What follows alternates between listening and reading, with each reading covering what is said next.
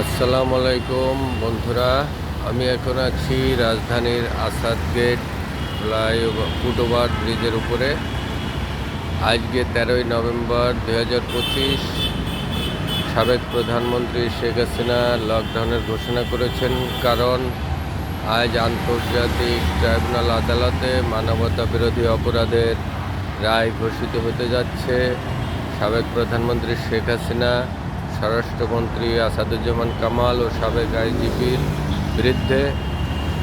তো যে কারণেই শেখ হাসিনা কলকাতা বা দিল্লি থেকেই লকডাউনের ঘোষণা করেছেন, তার কি ব্যাড ইম্প্যাক্ট রাস্তায় পড়েছে জনজীবনে ঢাকাতে, সেটা আমি আপনাদের তুলে ধরছি। দেখতে পাচ্ছেন রাস্তার যে বর্তমান পরিস্থিতি, অন্যান্য দিনের তুলনায় গাড়ি কম, মানুষের যাতায়াত কম, তারপরেও লোকজন চলাফেরা করছে, কারণ গতকাল থেকেই একটু আতঙ্ক বিরাজ করছিল। এবং বিগত 2 দিন বিভিন্ন জায়গায় বোমা হামলা হয়েছে, গাড়িতে আগুন দেওয়া হয়েছে, দুর্বৃত্তরা এসব ঘটনা ঘটিয়েছে। তাই রাজধানীবাসী একটু সতর্কতার সাথেই চলাফেরা করছেন।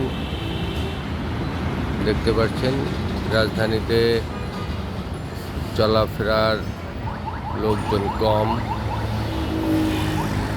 এই রাস্তাটি সবসময় বিজি এবং জ্যাম থাকে। মিরপুর সড়ক আসাদ গেটের এখান থেকে মিরপুরগামী বাস যায় এবং মিরপুর থেকে মতিঝিলের দিকে গাড়ি যেয়ে থাকে। সবসময় একটি ট্রাফিক জ্যামে আটকা পড়ে থাকে। আমি সেটাই আপনাদের তুলে ধরছি। তুলনামূলক আজকের গাড়ির অবস্থা একটু কমই বলা যায়, এবং বিভিন্ন জায়গায় শিক্ষা প্রতিষ্ঠান বন্ধ রেখেছে, কোচিং সেন্টারও বন্ধ রেখেছে। এই পাশ দিয়ে মিরপুরগামী বাস দেখতে পাচ্ছেন অনেকটাই ফাঁকা বলা যায়।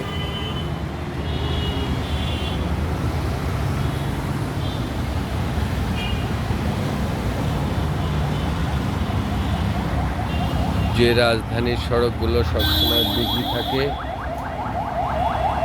যানজটে পরিপূর্ণ থাকে, এটা আসাদ গেট দেখতে পাচ্ছেন।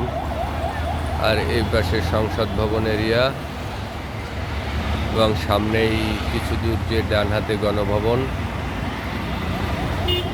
তো বন্ধুরা, এই ছিল আজকের আপডেট আমার কাছে। তো ভালো থাকবেন। ভিডিওটি যদি ভালো লেগে থাকে লাইক কমেন্ট শেয়ার করবেন, সাপোর্ট করবেন এবং সাবস্ক্রাইব করে সাথেই থাকবেন, তাহলে ভালো কিছু করতে পারবেন ইনশাল্লাহ। তো ভালো থাকেন, আল্লাহ হাফেজ।